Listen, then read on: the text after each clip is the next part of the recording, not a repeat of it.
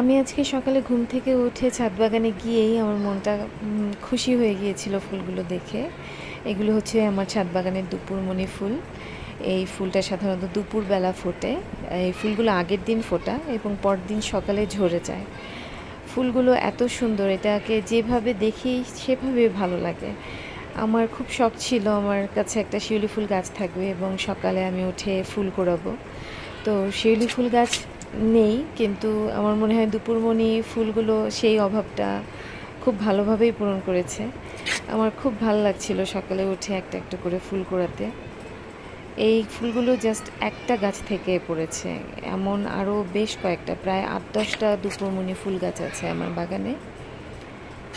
এবং প্রতিদিন প্রচুর ফুল হয়, প্রচুর ফুল ফোটে। পরের দিন সকালে গেলে পাওয়া যায় এমন ঝরে যাওয়া অসংখ্য লাল টুকটুকে দুপুরমণি ফুল।